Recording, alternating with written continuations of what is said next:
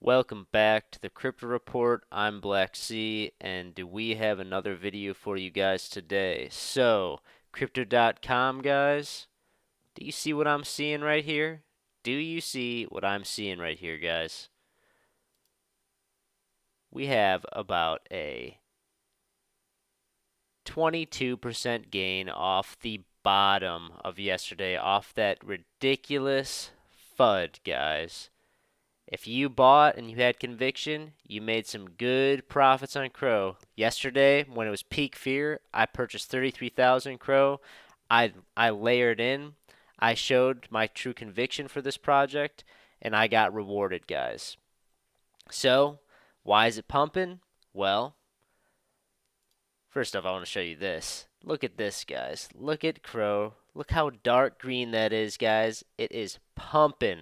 People are happy because Chris Marszalek, CEO of Crypto.com, had a AMA today, and I want to go over some questions of this AMA, the most important ones at least that I pulled out of this. So let's dive right into this, guys. And if you haven't seen this, I think you're gonna love to see what he has to say. So let's dive in.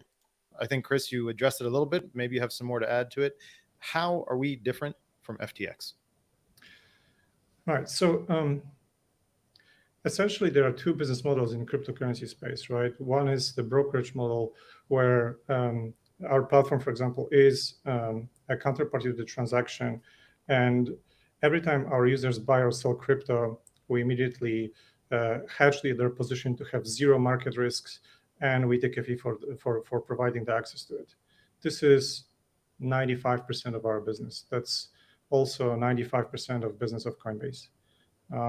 And the other model is taking a fee on exchange where people trade hundreds of millions of dollars.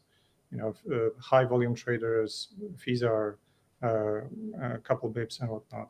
So those are the two business models. And we focus on the retail part of the business. Our exchange, while growing fast, and we just launched our Gen 3 version of the exchange, which has got a lot of great features and even lower fees. It's growing nicely, but it's still a small portion of our business. Retail access to 70 million people, this is our core. So it's completely different compared to FTX. I already addressed the issues of mixing up hedge funds business together with an exchange. I think it's a terrible idea. It should be outlawed. I already addressed the irresponsible lending practices of some of the companies that blew up in May. We've never done any of this. We are very conservative, and we like our business to be simple. So, guys, you heard him say it right there. Mixing hedge funds with crypto exchanges should be outlawed. That's what he said. And I completely agree. There's no reason that a crypto exchange should be investing user funds unknowingly, FYI, like FTX was doing. There should be no reason for that. There should be no reason for that at all. And he goes to say why they're different is because Crypto.com is for the retail investor that wants to buy and hold. FTX is a derivatives exchange for the semi to pro trader that are trading large millions and millions of dollars, institutional investors. There's a big difference, guys. On Crypto.com, you're not longing and shorting and buying futures. You're buying and holding in projects you truly believe in. And you know what? They take a cut when you buy it. That's just how it goes. That's their business model. And that's what we want. That's transparency. Let's go to the next question, guys. Question, which is, what are Crypto.com's main sources of income and profit? Again, it's the fees our users pay whenever we give them access through fiat or crypto trading. We've got also some smaller revenue streams. For example, our cryptocom pay solution, where merchants accept cryptocurrency as a form of payment for their goods, and we charge 50 basis points for providing the service and subsequently converting it to fiat for them. But majority of it is just a global access to retail. There you go. There you go. They're not making money on your money. They're not taking your money and trading it. They're not farming yield in a DeFi platform with emphasis on your money. That's really important, guys. Let's go to the next question. So moving on to the next question. On Friday, we released our cold wallet addresses, and a lot of people were talking about that 20% of the reserve is in SHIB. Can you explain that? A lot of people were wondering. I love this question that because there was so much FUD about the Shiba Inu reserves, and he nails this. How does that happen? Well, it's one-to-one, right? So we store whatever our customers buy. And it so happens that last year, Doge and Shiba were two extremely hot meme coins. And people bought a lot, and they're holding it. They didn't sell it. So as long as our users are holding, we'll be holding it. We have no control over what you guys buy. You know, you buy it, we will store it, we'll keep it safe for you, and that's it. I want to make it clear for everybody that those are not our funds. Those are client funds, right? So you have that there, guys. Come on. They're client funds. It's not their balance sheet. That is not what they're holding. That is not what they're using to hedge against anything. That's what the users wanted to buy. You buy it and they hold it. Simple as that. 1-to-1 reserves, guys. That's how it goes. That's no FUD. Oh, everyone was talking about how they were holding so much of this meme coin. Oh man, if Shiba Inu goes down, they're toast. No, guys. No, honestly, the users are toast, but the company will be completely fine. It has no exposure to that at all. It's the users that bought it and are holding it.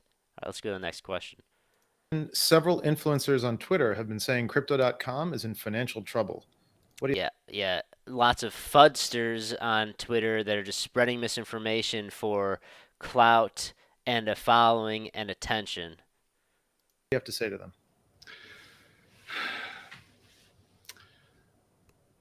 This is not the first time that people are saying things about crypto.com. They've been saying it for a few years, right? And what I can say is that we will do what we've always done. We will prove people wrong with our actions and not our words. So in a couple of months, all these guys are going to look really, really bad for throwing allegations that have absolutely no substance. Well, as a company, we not only have one-to-one reserve coverage, we also have a tremendously strong balance sheet.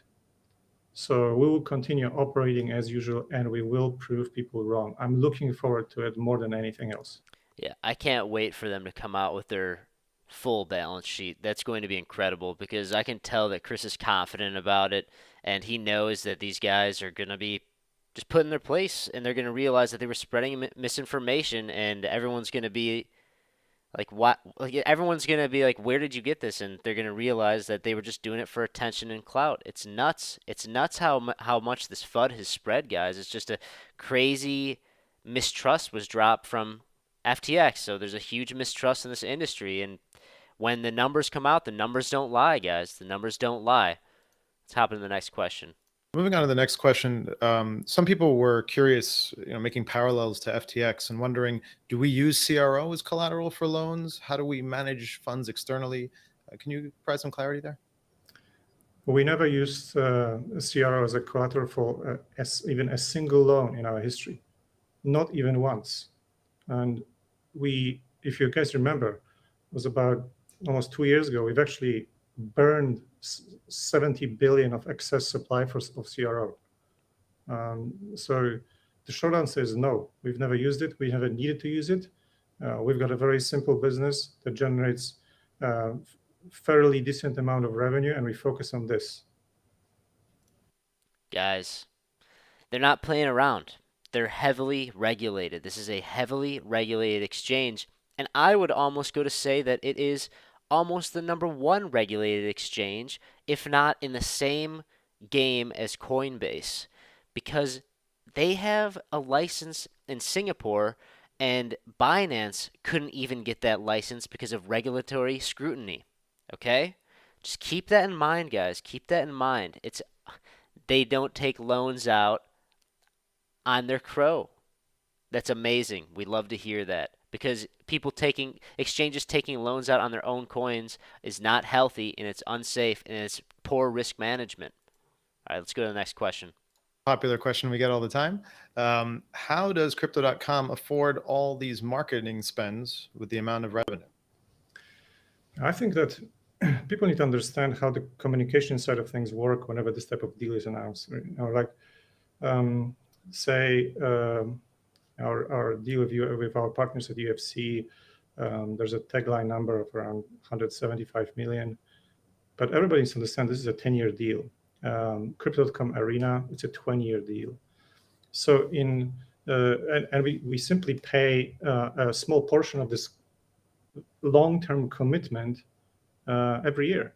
So the way we looked at this is it's an investment in building a trusted brand, and it's still a very manageable portion of our revenues, roughly 10% on an annual basis. So if you compare to how much other brands are spending per year as a percentage of their revenue on branding, it's not crazy. People think it's crazy because they look at the total numbers over 10, 20 years. But on annual base, as a percentage of revenue, it's quite reasonable. And I think that I always get asked, would you still do this deal if you knew that this deal, if you knew how the market unfolds? We've made a decision that we want to go out there and get our name out there. And we got to a pretty decent scale with 70 million users. It would never be possible without this investment into our brand awareness. And I believe that this is also one of our contributions to the industry, because we managed to get the word out there, not only for ourselves, but also for the entire industry, if only by the virtue of our name.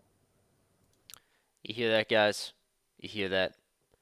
Everyone talking bad. Oh, it's a red flag when these exchanges are spending hundreds of millions of dollars and tens of millions of dollars on these marketing deals. It's spreading mass adoption. It's not nearly as big of a payment as people are assuming. People are assuming, oh, they just took a lump sum of $700 million for the naming rights of a stadium. No, guys. No. 20-year deal. They have 20 years to pay that.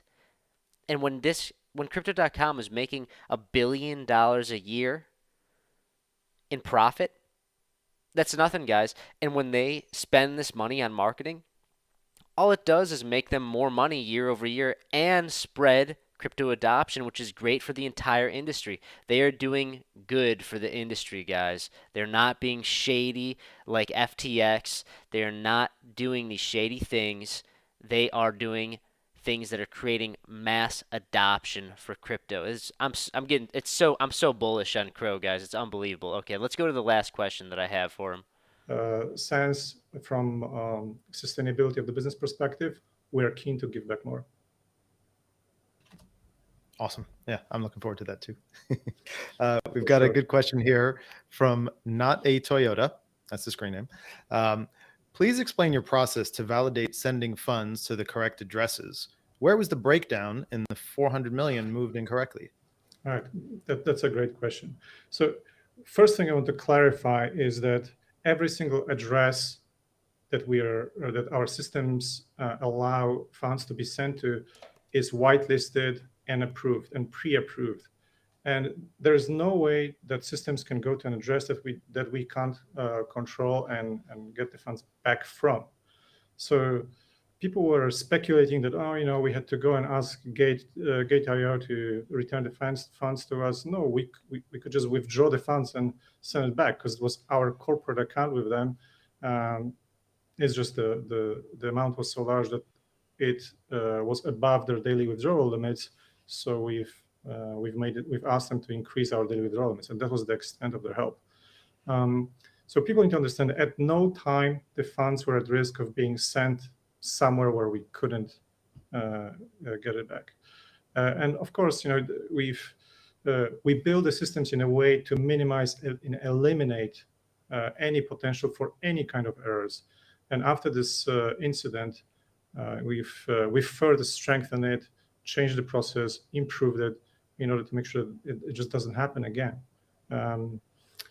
It happened over 3 weeks ago. It had nothing to do with Gate doing their proof of reserves. It had nothing to do with any of the craziness that's been happening since FTX collapsed. We're not perfect. We need to improve, and this has been a company that grew tremendously over the last couple of years. We are fixing stuff and improving every single day. But everybody needs to understand that there was the systems would not allow us to send the funds somewhere where we couldn't retrieve them. See, he's clearing up the FUD. I'm so happy that Chris hopped on this AMA because it is clearing up so much of this FUD, and it's shining a shining light on CRO throughout all this mayhem and all this FUD, and it's just kind of a reality check of, wait a second, guys, there's so much misinformation in this space, and he's clearing it up. He's clearing it up. It was the money that was mistakenly sent was to their own wallet on an exchange.